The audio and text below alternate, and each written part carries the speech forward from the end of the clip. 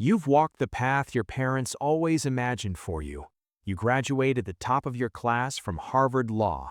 Offers flood in from every major firm in the country.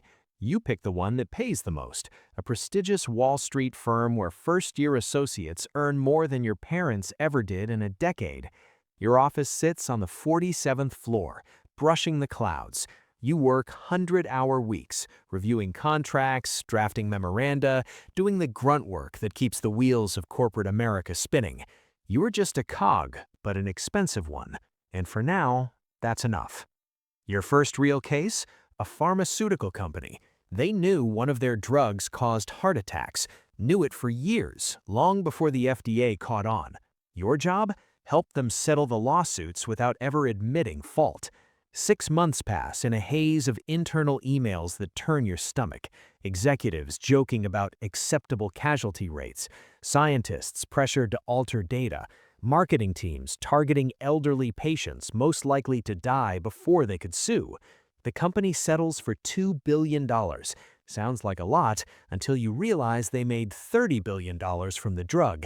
No one goes to prison. Executives leave with golden parachutes. You get a bonus that wipes out your student loans. You tell yourself, this is how the system works, and you're not wrong. 5 years in, you make partner. You've carved out a specialty, the thing that makes you valuable. You solve problems for the people with too much money to have problems. A tech billionaire's son kills someone in a DUI. You make the witnesses disappear. A hedge fund manager's wife discovers his second family. You negotiate a divorce so airtight she can't even confide in her therapist. A real estate mogul's company faces exposure for systematic fraud. You find a fall guy, a mid-level executive who takes the blame for a trust fund and minimal security jail time. You're no longer a lawyer, you're a fixer, a cleaner, the kind of man who knows where all the bodies are buried because you buried most of them yourself. The first time a client hands you something truly dangerous, it's in a penthouse overlooking Central Park. The client? A media mogul, owner of newspapers, TV stations, half the billboards in America. He's being blackmailed. Photographs, videos, documents, things that would end his career, maybe even cost him his freedom. The material involves children. You don't look directly. You don't need to. You know exactly what he wants. Make it vanish, make the blackmailer vanish, ensure no one ever finds out. You should refuse, report him, do what any decent human would do. But instead, you ask for your retainer. $3 million, non-refundable. He doesn't flinch. A month later, the problem is gone. You don't ask how. You don't want to know. You just know that now you have leverage over one of the most powerful men in the country. And leverage is the only currency that matters. 10 years in, you have a vault. Not just a physical vault, though you have one in Switzerland. This vault is digital, encrypted, spread across 12 countries. Inside, everything. Every secret you've been paid to keep, every crime you've helped cover up, every photograph, every email, every recording clients thought destroyed. You kept copies. Insurance, you call it. Because you've seen what happens to lawyers who know too much and fail to protect themselves. Accidents, heart attacks, car crashes, suicides with 2 bullets in the back of the head. You won't be one of them. You're untouchable, mutually assured destruction. That's the only kind of trust that works here. The vault grows every year. You hold dirt on senators, governors, Supreme Court justices, Fortune 100 CEOs, evidence of market-crashing conspiracies, bribery schemes reaching the White House, medical records hiding addictions, illnesses, secrets, offshore accounts, illegal campaign donations, even human trafficking run by respectable businessmen. You know which pharma company released a contaminated vaccine, which tech firm sold user data to foreign spies, which bank laundered terrorist money. You know everything and can prove it. Your clients pay obscene sums, not for your legal skills, but for your silence. You charge by the secret. Small secrets, 6 figures. Career-ending secrets, 7. Prison for life secrets, 8 and up. You've made more money in 5 years than most firms in a decade.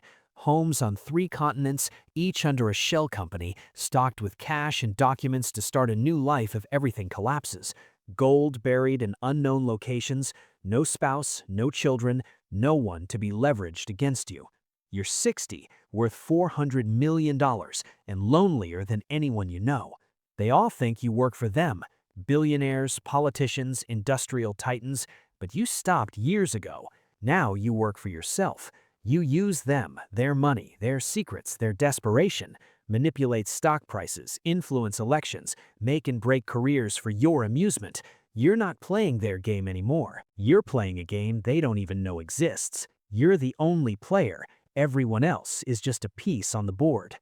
Paranoia is constant. Phones tapped, rooms bugged, everyone a potential informant.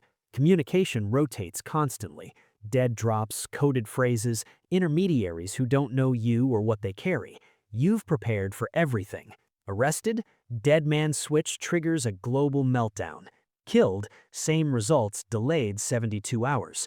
Only you know about the switch. Killing you is worse than letting you live. Lately, though, you wonder if any of it matters. No one to inherit your fortune, no legacy but secrets and crimes. When you die, the vault opens, the world sees what you've seen and calls you a monster, and they wouldn't be wrong. You've protected murderers, predators, and watched innocents suffer for profit. One day, maybe today, maybe tomorrow, you might make a different choice. Release the vault to journalists, prosecutors, law enforcement worldwide. Burn it all down. Not for conscience, not for redemption. Those don't exist for people like you. You do it because you can, because you're bored, because the only fun left is destruction. Watch the world scramble. Billionaires turning on each other like rats on a sinking ship. The rotten system collapses under its own secrets. Or maybe you'll die in your sleep and the dead man's switch will act. Or maybe someone finds a way past your precautions. Or maybe you keep going, collecting secrets, cashing checks, until there's nothing left of the person you once were. You finish your scotch and stare at the city lights. Somewhere below, the young lawyer bills their first 100 hours, dreaming of partnership, money, success. They have no idea what's coming. They'll learn. Everyone does. Your phone buzzes. Another client. Another problem. Another secret to keep.